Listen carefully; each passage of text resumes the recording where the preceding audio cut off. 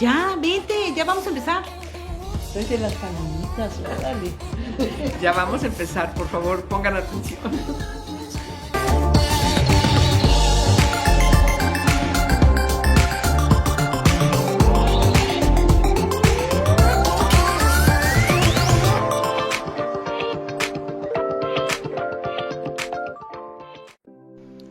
Según datos del Instituto Nacional de Estadística y Geografía, en México habitan 7.1 millones de personas con discapacidad, quienes enfrentan una gran vulnerabilidad y exclusión. 3.8 millones son mujeres y 3.3 millones son hombres, equivalente al 6.2 y 5.7% de la población total de cada género respectivamente. El 8.8% son niñas, niños y adolescentes de 0 a 14 años. El 9.4% son jóvenes de 15 a 29 años. El 34.4% son adultos de 30 a 59 años y el 47.4% son adultos mayores de 60 años o más. La gran mayoría de las personas con discapacidad viven en pobreza y además son discriminadas en la educación, la salud y el empleo, entre otros ámbitos. No obstante que desde 2007, México firmó la Convención sobre los Derechos de las Personas con Discapacidad y ratificó su protocolo facultativo, convirtiéndose así en parte de los estados comprometidos a proteger y promover los derechos y la dignidad de las personas con discapacidad, con miras a una sociedad mundial inclusiva. El país cuenta también desde 1911 con la Ley General para la Inclusión de las Personas con Discapacidad, cuyo objetivo es reconocer los derechos humanos de las personas con discapacidad y mandatar el establecimiento de las políticas públicas necesarias para su ejercicio. Pero el origen étnico, la diversidad sexual o de género y la edad agrandan la invisibilidad, la exclusión, la falta de participación social y la constante violación de los derechos de las personas con discapacidad. Hola, que tengan hoy muy buen día. Soy Angélica de la Peña y tengo el gusto de estar hoy en esta encomienda de entrevistar a dos grandes mujeres, cada una con una gran trayectoria.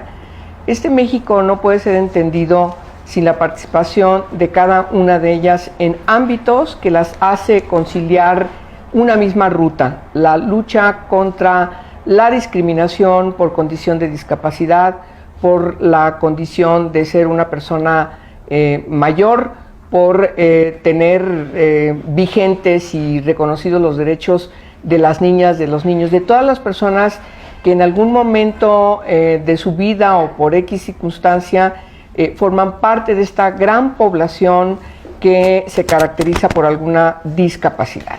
No es un tema menor, estamos hablando de una población muy alta que tiene estas características y sobre todo en los últimos años hemos estado pugnando por visibilizarlas, por garantizar presupuestos, programas, leyes, reformas a otras leyes para lograr que no haya ningún tipo de discriminación y por el contrario se garanticen sus derechos humanos. Me acompaña en este programa de el PRD, que nos parece muy importante señalar que desde la página web lo pueden identificar como Revolución Democrática 2.0. Bueno, en primer lugar, Katia D'Artigues. Katia, ¿cómo estás? Hola, muy buenas. Muy buen día. Y por supuesto también María de los Ángeles Fuentes. Hola. También. Buen día. Con ambas tengo que decir, me une en distintos momentos también de mi responsabilidad como legisladora y también como mujer, y también a nivel personal. A las dos las admiro y las quiero mucho y las respeto muchísimo. Francamente son dos mujeres emblemáticas en nuestro país que hay que reconocerles todo lo que han hecho. Y por supuesto los aportes que en algún momento de mi trabajo legislativo cada una de ellas dieron a lo que yo estaba haciendo, que no podía tener los resultados que tuvo en cada una de las experiencias que tuvimos, ya sea como puntos de acuerdo, ya sea como reformas legislativas o como impulso en presupuestos etiquetados, sin la participación y sobre todo la expertise de cada una de ellas. Muchas gracias, Katia. Muchísimas Muchas gracias, gracias, Ángeles. Bueno, después de esta presentación. En el caso de Katia, ustedes la conocen, una periodista que además de tener un trabajo muy importante desde su organización, ella seguramente nos platicará, pero fundamentalmente la conocimos como una periodista, tenía, ¿qué fueron? 15 años de Campos Elíseos en el... Pues casi 20, sí. Casi 20 años en Campos Elíseos en el Universal. En el Universal y antes en Milenio. Y antes en Milenio, antes en el Financiero y por supuesto también en TV Azteca. Y no hay manera de que no encontremos siempre referencias de su aporte y su gran dinámica como periodista, como conductora, como una precursora de poner en los medios de comunicación los temas de coyuntura, no solamente en la militancia que ella tiene. Ahora voy a hablar rápidamente de su militancia. Ella dirige una organización que justamente se dedica a visibilizar los derechos de niñas y niños con discapacidad y particularmente niñas y niños con síndrome de Down, formando parte una personita muy cercana a ella que la llevó a esta militancia, pero además a encontrarse con muchas más personas que justamente trabajan y luchan contra la discriminación para personas con discapacidad. Yo no podría haber logrado lo que logramos en el capítulo en la Ley de Telecomunicaciones sin la aportación de expertas como Katia para visibilizar justamente que estas leyes, que es los medios de comunicación, tomasen en cuenta una población importantísima en el país que se distingue por alguna discapacidad. Fíjense bien lo que digo, se distingue. Eso es muy importante definirlo en el lenguaje. Katia, por favor. Sí, bueno, yo también, que es la asociación que dirijo junto con Bárbara Anderson, no solamente nos dedicamos a impulsar políticas públicas, vía conferencias, etcétera, sino a hacer periodismo sobre discapacidad, no solamente dirigido a niños y a niñas, porque la discapacidad es un tema transversal e interseccional. Palabras domingueras que quieren decir que las personas con discapacidad están presentes en absolutamente todas las edades, en absolutamente todas las condiciones. Hay mujeres con discapacidad, niñas con discapacidad, personas indígenas con discapacidad, hay personas con discapacidad en todos los años de la vida, en todos los ámbitos de la vida, y como tú bien dices, pues no es una característica más de una persona, no es algo que los deba definir como tal, ¿no? Por eso es importante siempre decir persona, niño, niña, adolescente, mujer, y luego con discapacidad, ¿no? Yo sé que está muy popularizado esto de las capacidades diferentes, pero en realidad el único que tenía capacidades diferentes era José José. Él era tormenta, tornado, volcán apagado, gavilán paloma, ¿no? Pero fuera de eso, pues todos los demás nada más tienen una discapacidad. Y todos vamos a ir hacia la discapacidad, además, porque al vivir cada vez más años, pues se calcula que todos tendremos una discapacidad los últimos años de nuestra vida.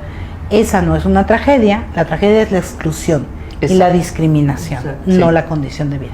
Sí, y además se han concebido afortunadamente desde el derecho internacional de los derechos humanos y en las legislaciones locales, es decir, nacionales, esta nueva categoría que refleja lo que tú acabas de decir, la discriminación múltiple.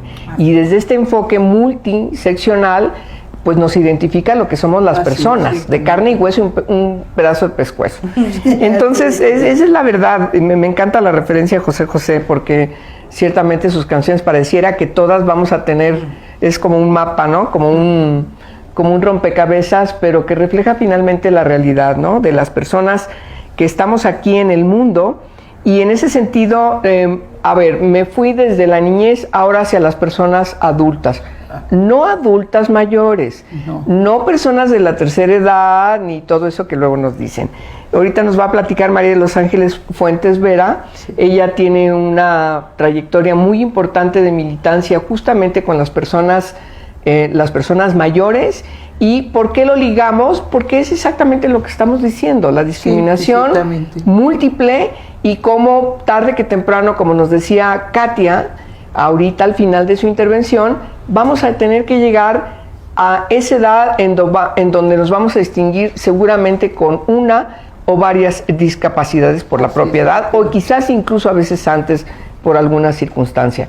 Por favor, Ángeles. Así es, efectivamente, Angélica. Es bien importante decir que las personas mayores somos un sector muy invisibilizado, un sector que siempre nos han ocultado, que tenemos, qué sé yo, 6 o 8 años tratando de darlos a conocer, tratando de dar batalla, ¿verdad? Porque nosotros, las personas mayores, tenemos diversas caras. No todas las personas mayores tienen la posibilidad de deambular, de estar en diferentes espacios. Muchas ya tienen discapacidad, están inmóviles, o ya tienen cuestiones de problemas visuales, otras de deterioro cognitivo.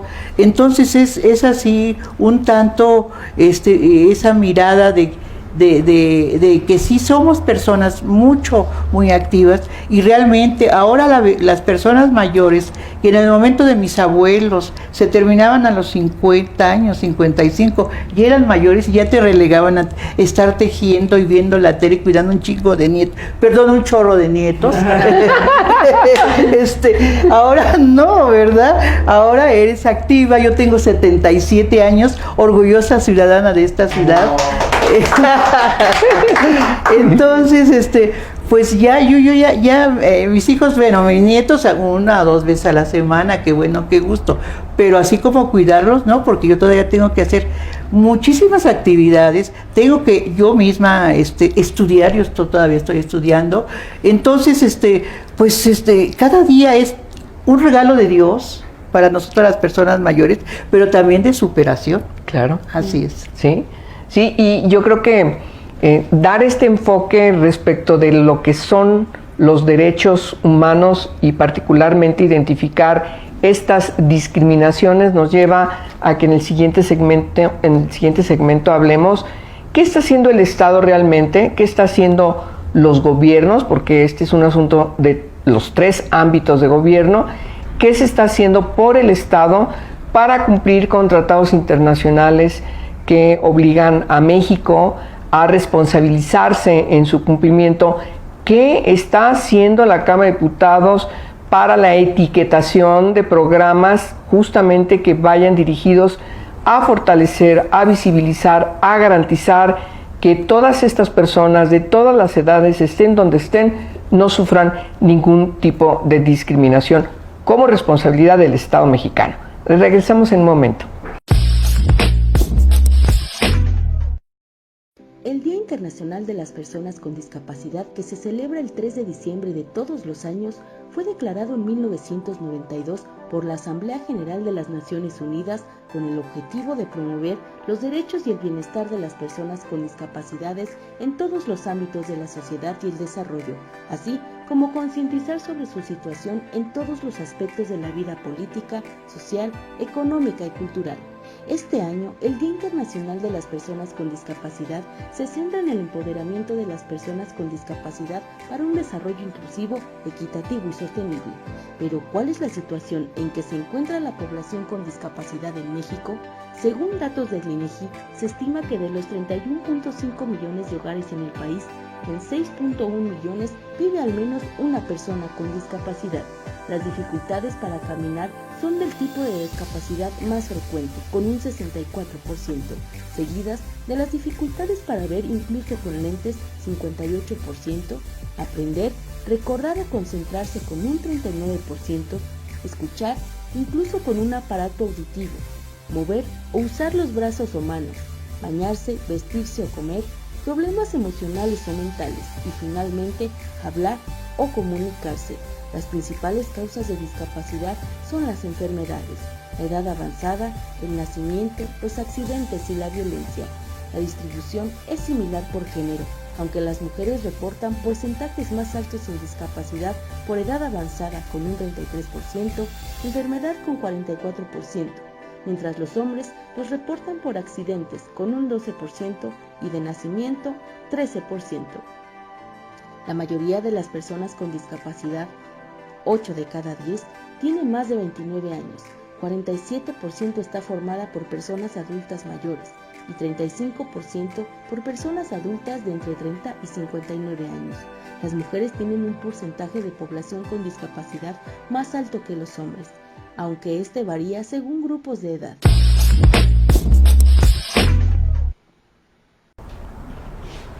Regresamos con Katia y con Ángeles. A ver, vamos a decir realmente lo que pensamos respecto de la responsabilidad del Estado. Es verdad que las familias tenemos responsabilidad cuando tenemos algún familiar, hombre, mujer, niña, niño, que se caracteriza por alguna discapacidad. Sin embargo, no hay un Estado democrático que no asuma también su responsabilidad para proveer todo lo necesario a las familias, a la sociedad, para que ciertamente puedan responder a estas responsabilidades, a estas obligaciones. Y en ese sentido se ha trabajado mucho desde el ámbito legislativo, desde las dos cámaras, siempre por exigencia, por la a veces incluso protesta de las organizaciones no gubernamentales, de las y los especialistas, desde los medios de comunicación, desde toda la sociedad civil, que ha estado siempre al pendiente exigiendo que quienes están en un encargo de responsabilidad pública cumplan con esa responsabilidad. De tal manera que poco a poco hemos venido escuchando y atendiendo estas exigencias para etiquetar desde el presupuesto de egresos de la Federación programas que justamente respalden estos derechos que tienen estas personas, y siempre desde un enfoque, porque así nos lo han exigido, sin discriminación y desde un enfoque de derechos humanos. Quiero decirlo de manera autocrítica, no siempre lo hemos logrado. A veces las mayorías en los congresos o en las cámaras no tienen esta sensibilidad y este compromiso. Sin embargo, ha habido avances importantes, pero ahora hay una real preocupación en este presupuesto que se acaba de aprobar por la Cámara de Diputados, el que se va a ejercer el año que entra, el 2020, que por desgracia tiene retrocesos. De eso vamos a hablar. Katia, ¿cuál es tu opinión concretísima, muy cercana, para que la audiencia que nos escucha identifique, se alerte, desgraciadamente se preocupe también, y qué tendríamos que hacer? Sí, bueno, nada más me gustaría decir algo como contexto general. Entiendo la responsabilidad de la familia de cuidar a personas con discapacidad, a adultos mayores, no, personas mayores, etcétera, pero sí, personas mayores, sin embargo hay que tomar en cuenta algo: cuando una persona adquiere discapacidad en el seno de la familia, es mucho más caro, es mucho más fácil que una familia caiga en pobreza. Hay un círculo pobreza-discapacidad, discapacidad-pobreza, que ya está plenamente documentado. Además, hay muchas cosas que la familia no puede hacer en el Estado. Es decir, tú no puedes hacer tu línea de transporte accesible solito. No puedes hacer una escuela inclusiva, no puedes capacitar a todos los maestros, ¿no? El tema de accesibilidad y educación se necesita al Estado. Claro. Y estamos viendo graves retrocesos.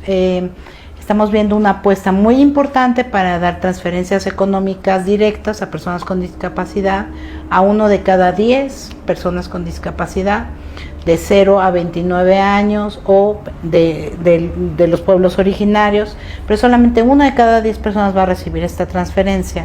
Y al mismo tiempo estamos viendo recortes severos, por ejemplo, en educación. Claro. A pesar de que tenemos un nuevo artículo 3º constitucional a partir del 15 de marzo que dice que la educación debe ser inclusiva y nos guía como brújula hacia allá, tenemos el menor presupuesto en los últimos 3 sexenios para educación inclusiva y educación especial.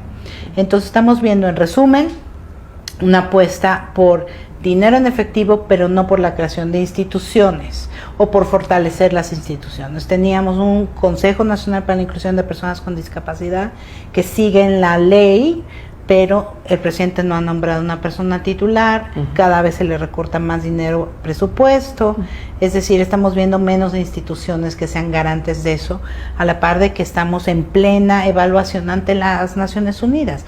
La Convención sobre los Derechos de las Personas con Discapacidad, que México firmó y ratificó hace 11 años, y que además México propuso al mundo, gracias a un personaje como Gilberto Rincón Gallardo, pues la verdad es que no se está cumpliendo, y cuando nos evalúe la ONU, vamos a recibir muchísimas recomendaciones, no tengo que ser clarividente para saberlo. Exacto. Por favor, Ángeles. Pues nosotros las personas mayores ya también tenemos una convención interamericana que es Convención Interamericana para proteger los derechos de las personas mayores, que es la primera en el mundo con enfoque de derechos humanos y con perspectiva de género. Sin embargo, nosotros hemos formado un comité intersectorial en el que estamos organizaciones de sociedad civil, la academia, entes públicos como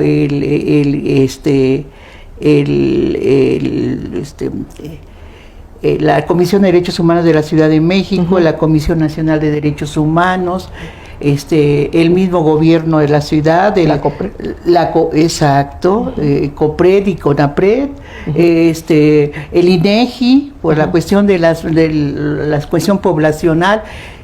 Hemos hecho, la declaración de la convención fue el 15 de junio del 2015, y el 30 de junio luego nos juntamos 400 personas. Exacto. En el hemiciclo a Juárez. Sí. Y algunas personas con su silla de ruedas, otras con su bastoncito, otras pues con dificultades de movilidad. Sin embargo, caminamos del hemiciclo a Juárez al Zócalo por primera vez en la historia de este país, sí, las personas mayores. Entonces fue como una cuestión de despertar, una luz de que, bueno, y estas viejitas y estos viejitos, ¿qué onda? ¿Qué le tiran? ¿No? Sin embargo, eso motivó que ciertamente el legislativo, que fue el que primero nos dio atención, aquí mi querida Angélica, siendo senadora, nos atendió y organizamos un foro. Sí, ¿te acuerdas? Exitosísimo. Eso fue justamente el 15 de junio del siguiente año, conmemorando que todavía todo en impasse, de que no firmaba el Estado mexicano la convención. A la fecha no lo ha firmado, porque no ha habido voluntad política. Sí. Hubo varios exhortos, tanto del Senado de la República, sí, como de la Cámara de Diputados, y varios foros, tanto con las comisiones, tanto a nivel meramente local como a nivel nacional, y en la que se incluyeron entes públicos, entes de la academia, gente especializada en geriatría y gerontología. Sin embargo, hay así como que hay ahora una sordera, ¿verdad? Yo la verdad lamento muchísimo los recortes que menciona Katia, y también para nosotros las personas mayores, ese aumento de la edad. A mí todavía me tocó el anterior el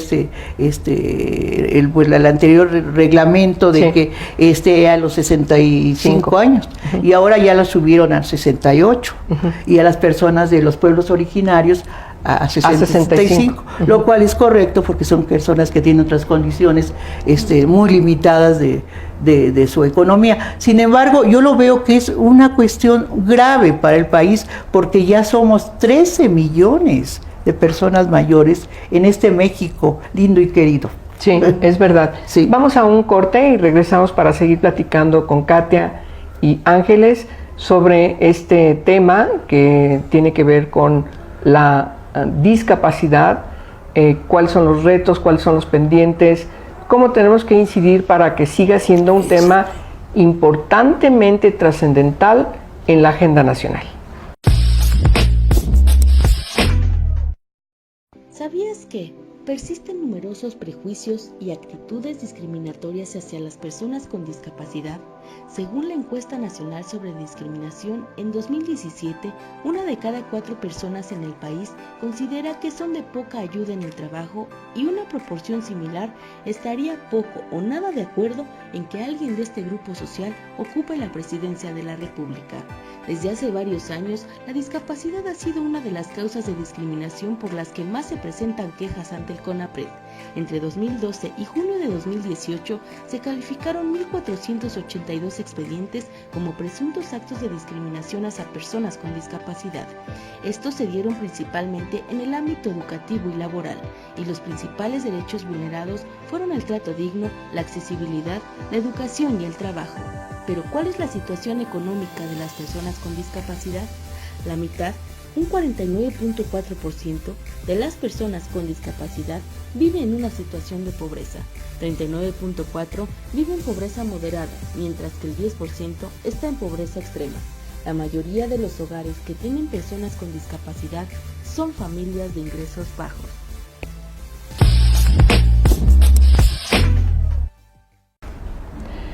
Hoy es el Día Internacional de las Personas con Discapacidad. Yo creo que es muy importante que este programa lo dediquemos a esta materia y esperamos, les invitamos a que desde las redes ustedes puedan tomar consideración de lo que aquí estamos diciendo y sobre todo insistir en que este día hay pendientes importantes por parte del gobierno del Estado mexicano para atender a todas las personas de todas las edades que tienen una característica de discapacidad.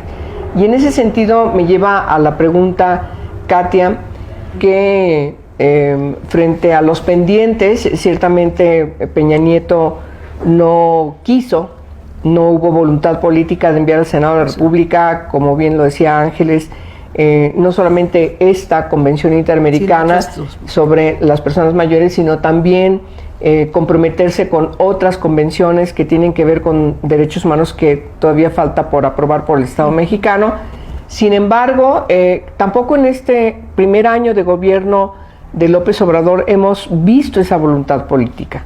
No, todo se ha centrado en pensiones, en más pensiones y menos instituciones, como yo resumo, y me parece grave porque, bueno, todo el tiempo las subsecretarias encargadas de Bienestar, Ariadna Montiel, o Marta Delgado de Relaciones Internacionales, que se encarga de derechos humanos, han insistido, la prioridad del presidente son las becas, y una vez que entreguemos el 1,000,000 de becas, que todavía no hay presupuesto este 2020 para entregar el 1,000,000 de becas, y no solamente el 96% de las becas, nos vamos a dedicar a hacer otras cosas, cuando todos los días hay violaciones graves a derechos humanos en este sentido.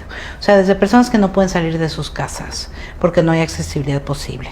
Se siguen haciendo líneas de transporte, se siguen construyendo banquetas que no tienen accesibilidad, y eso me parece una verdadera locura, porque además todos vamos a necesitar de esto. No están trazando políticas públicas adecuadas, por ejemplo, en inmuebles públicos y de uso público para que puedan acceder. La accesibilidad, hago mucho énfasis en ello, porque es un derecho llave a otros derechos.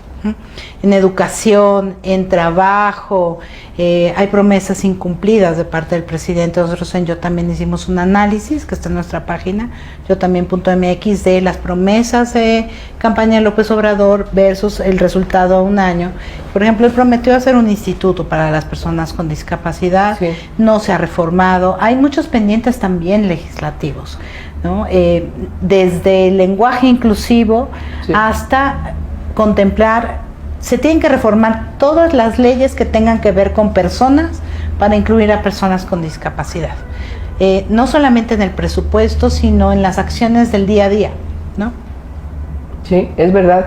Ángeles, en la realidad, en lo concreto, en la vida cotidiana de las personas, ¿cuáles son, desde el punto de vista de ustedes, las broncas y las dificultades que se enfrentan? Pues son muchísimas, querida Angélica. Mira, los derechos económicos, sociales, culturales y ambientales, que son los DESCAS, son así como un olvido de nuestro gobierno. Para todo el mundo y principalmente para nosotros las personas mayores que nos tienen invisibles. Yo aplaudo sinceramente el apoyo económico que yo lo recibo y que se aumentó al doble, pero eso no. La solución son políticas públicas en la que contemplen los aspectos de alimentación, salud, ocio, vivienda, ocio, recreación, trabajo, vivienda. O sea, son los DESCAS. Y también yo un poquito coincido con Katy en lo de una ciudad amigable. Claro. Esa Ciudad de México donde yo nací orgullosamente, es una ciudad no amigable. En el mismo Senado, para entrar, sí, claro, yo me acuerdo cuando fui con Angélica, eran unas de escaleritas y escaleritas, adentro pues ya elevadores, qué maravilla. Aquí mismo al llegar, yo soy persona mayor, 77 años, tuve que buscar el lado de la plantita para ir a apoyarme, hace falta una rampa, y como eso en todos los espacios públicos, y esas son minucias. Sin embargo, debemos ver los presupuestos, ¿sí? Nosotros las personas mayores, ahora ya se alargó la cuestión de los plazos para tener derecho, y eso es grave. Dejas en el abandono a una cantidad muy importante del sector etario al que yo pertenezco. Claro, y en el qué hacer, ciertamente hay un gran listado, para que se tome en consideración que una población muy alta de este país, insisto, de todas las edades, con distintas características, se tiene que corregir, ¿no? ¿Puedo decir algo? Claro que sí, Katia. Personas adultas mayores, 13. Bueno, personas mayores, personas mayores, 13 millones. Sí. Si eso lo multiplicas por una familia a base del INEGI, sí, estamos hablando de que 50 millones de mexicanos viven con una persona mayor en su casa. Claro que igual es el mismo de personas con discapacidad. Todos conocemos a alguien con discapacidad, todos conocemos una persona mayor, es algo que nos afecta de manera directa. Sin embargo, yo lo que veo, claro, a veces vivir con discapacidad es muy duro. Las familias la pasamos mal también porque hay muchas cosas que tienes que hacer, se disminuyen tus gastos, tus ingresos, aumentan tus gastos, pero lo que necesitamos hacer más, a cualquier persona que ahorita nos está viendo, es quejarnos. Necesitamos presentar más quejas, más denuncias. Muchas veces pasa que yo entiendo que es a veces difícil y dar seguimiento, ir al Ministerio Público y quejarte o escribirle a tu legislador, legisladora y decir necesitamos que se meta esto, pero tenemos que hacerlo. Les voy a contar una anécdota rapidísima. Cuando yo soy parte de la Asamblea Consultiva de CONAPRED, pues ya soy invitado honorario.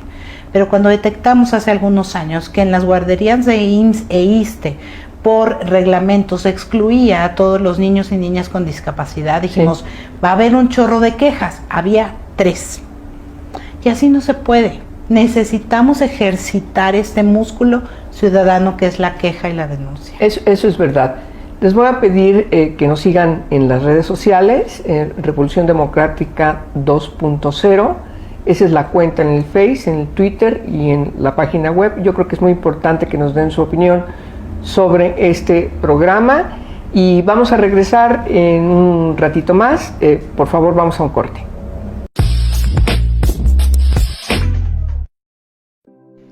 ¿Sabías que el PRD defiende el ejercicio de los derechos de las personas con discapacidad y promueve acciones que contribuyan a elevar su calidad de vida bajo los principios de impulsar su trabajo digno, promover el acceso a los servicios básicos, equiparar las oportunidades y su plena integración al desarrollo equitativo? También considera que el Estado, junto con la sociedad, debe organizar la promoción de los derechos de las personas con discapacidad, particularmente en rehabilitación, transporte, traslado y trabajo. Además, con el concurso de las diversas organizaciones de personas con capacidades diferentes, establecer una estricta normatividad y vigilancia acerca de las condiciones físicas necesarias para la realización de sus actividades y movilidad. Asimismo, señala que mediante acciones afirmativas, las oficinas públicas y las empresas deben emplear obligatoriamente a personas con discapacidad.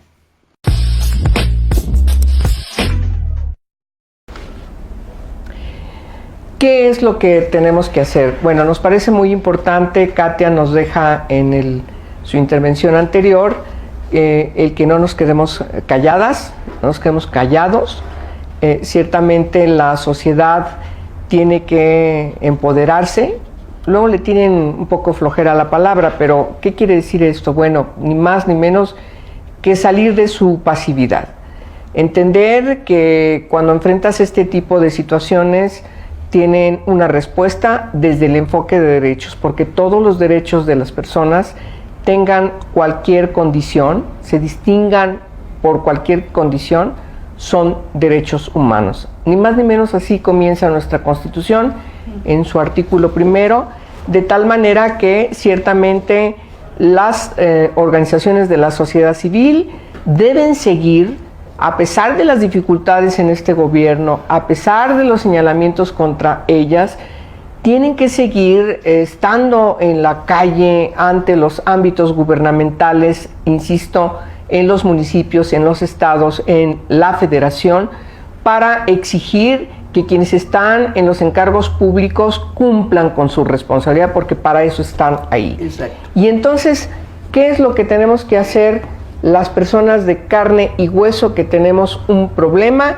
y que a veces no se nos escucha por los partidos políticos, por los gobiernos, por los ayuntamientos? Me parece que es muy importante hablar también de esa otra parte del país. No solamente es la Ciudad de México, son 31 entidades federativas más, claro, con una población que entre más alejada se encuentra del centro a veces tiene más dificultades para hacerse oír. Por favor, Ángeles. Ciertamente, ayer concluimos una asamblea de la red Todos los Derechos para Todas y Todos, que nos juntamos 84 organizaciones de todas las entidades federativas, y concluimos esto, que la solución es la organización, la interlocución primero con los gobiernos en los 3 niveles, municipal, meramente el gobierno de cada estado y a nivel nacional, pero una cosa muy importante, la sinergia. Nosotros solos no hacemos algo. Individualmente yo voy y pongo una queja por despojo, que es lo común en las personas mayores, despojos que a veces los hace la misma familia de sus propiedades a las personas mayores. Ponemos una queja individualmente y no tiene tanto peso si yo la hacemos por grupos. Es una acción colectiva, ¿verdad? La que da fuerza a ese hacer, ¿verdad? Y también que sea una cuestión intergeneracional, jóvenes, medianos, edad y personas mayores, porque si no lo hacemos toda la sociedad en conjunto, esa inmovilidad y ese impas que nos han puesto y que ha denostado a las organizaciones de la sociedad civil, es que no se quiere un contrapeso, y el contrapeso lo hacemos la sociedad civil, la academia y organizados en todos los niveles, desde nuestro barrio, desde nuestra colonia, desde nuestra ciudad, desde nuestro estado y a nivel nacional. Sí, sí. Un ejemplo que a mí me impactó mucho cuando empezamos a conciliar voluntades, digámoslo así, es ver a tus compañeras y a tus compañeros que decían, a ver, incluso algunos decían, yo tengo derecho a seguir estudiando, y se volvieron a inscribir en la universidad. Es decir, nos parece muy importante luchar. Pareciera que la palabra nos llama a ser insurrectas, pero yo creo que es lo que somos. ¿No es cierto, Katia? Pues sí, y además es cierto lo que dice Angelita, yo le digo Angelita. Sí, Angelita. Así le decimos Angelita. Nos hace falta unirnos mucho más. Juntos llegaríamos a más lados.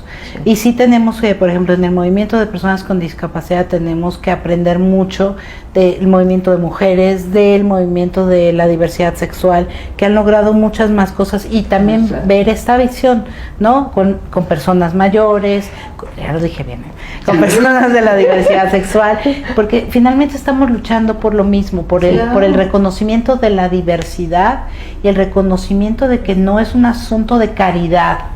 No es un asunto de caridad, es una cuestión de dignidad humana. Exacto. Miren, yo quiero invitarlas a que hagamos una conclusión de este programa, agradeciendo a todas y a todos ustedes que nos hayan seguido. Ya dije hace rato cuáles son las redes sociales de este programa: Revolución Democrática 2.0, Face, Twitter, en la página web. Pero yo quiero terminar justamente retomando esta parte que acabas de decir, Katia. ¿Por qué hay pocas personas que ponen su demanda cuando les afecta un interés? Por ejemplo, el caso de cuando en las escuelas no aceptan a niñas y niños con discapacidad, argumentando X cuestión, pero encontramos también adentro de las familias, y esa parte es la que yo quiero preguntarles, ¿cómo podemos, o cuál es la experiencia desde ustedes respecto a que las familias den ese salto? Todavía cuando yo era niña, las personas que tenían alguna discapacidad de cualquier edad, o la viejita o el viejito, eran recolados en el último rincón de su casa. Si no hablamos de esa realidad que todavía sigue estando presente en muchísimas familias, lo que tú acabas de decir, quedarnos con su propiedad, mandarlos rápidamente desemboletándose de ellas, o avergonzarnos porque hay una niña o un niño que necesita una educación especial, etcétera, etcétera. Podemos concluir dando una opinión muy particular respecto a eso, y sobre todo el mensaje a quienes nos ven de lo que no hay que hacer y de lo que sí hay que hacer. Por favor, empezamos contigo y terminamos contigo, Katia. Yo digo que lo que no se debe hacer es despojar a las personas mayores, porque muchas veces la persona mayor se abusa de que ya pues a veces ya su deterioro cognitivo ya es grave, y los parientes le exigen que firme un documento. Eso no se debe hacer. Otra, que debemos, lo que sí se debe hacer, ahí va la otra parte, ¿verdad?, para equilibrar, es que debemos unirnos todos en las familias para ver los derechos de todas y todos, porque finalmente la discriminación se da, y se da de manera muy amplia, y luego dices, eres vieja, eres indígena, eres lesbiana. En todos hay viejas y viejos, el deterioro se da en todos los grupos. Eres pobre, eres de color de piel oscura, o sea, una discriminación grave. Pero si nosotros desde la familia y exigirle al Estado mexicano que se sensibilice, se concientice desde todos los niveles de educación, desde preescolar, primaria, secundaria y nivel universitario, sobre el tema de las personas mayores. Porque como dice el dicho, como me ves, te verás. Muy bien. Por favor, Katia.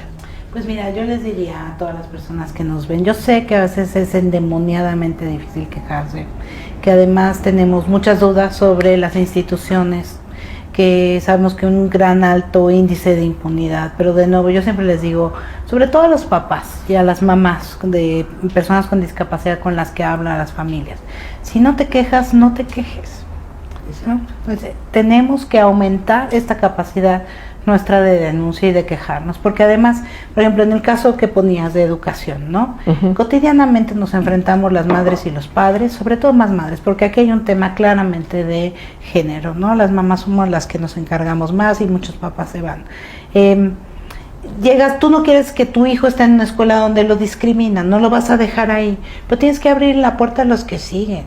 Porque si cotidianamente nos quedamos con la respuesta de mi escuela no está preparada para recibirte, como si nosotras como mamás hubiéramos recibido una carta 9 meses antes, señora Katia, se acaba de usted embarazar, dentro de 9 meses prepárese, va a tener un hijo con síndrome de Down. No funciona así. No. El Estado no tiene por qué no hacerlo. Llevamos 30 años caminando en este camino de la educación inclusiva. Es increíble que estemos en un nivel tan bajo de desarrollo, pero no lo vamos a hacer si no hay voces que lo exijan. Sí. Y yo sé que es difícil, yo sé que a veces es pedir. Bárbara Anderson, que es mi socia en Yo También, por cierto, los invito a seguir, Yo También en Twitter, Yo También hace en Facebook, dice que tener un hijo con discapacidad o ser una persona mayor, yo creo que también muchas veces es escalar Everest en chanclas, ¿no? Y me parece una buena metáfora. Sí. Pero pues aunque tengamos que escalar otro Everest en chanclas, hay que quejarse y hay que exigir que además nos escuchen. Porque también eso es algo que falta, tanto a personas mayores como personas con discapacidad, hay y niños y niñas, hay un derecho a la consulta que también tenemos que regular. Ya en la Suprema Corte de Justicia se han caído leyes completas por la falta de consulta, pero tenemos que ver cómo se hace esto, también desde los partidos políticos, que no bien intencionadamente desde un escritorio piensen que es lo mejor sino que escuchen a las personas que serían afectadas por las leyes, ¿no? Exacto. Bueno, pues como ustedes pueden ver, el tema sigue, hay muchos pendientes, sobre todo porque hay un deterioro institucional, por desgracia, entonces todavía tenemos más trabajo que hace un año, que hace 2 años, pero no vamos a soltar la guardia. Aquí ellas, Katia y Angelita, hay que acompañarlas, hay que estar junto de ellas y hay que hacer de su lucha también la nuestra. Que tengan ustedes muy buen día. Juntos lo hacemos mejor. Juntas lo hacemos mejor.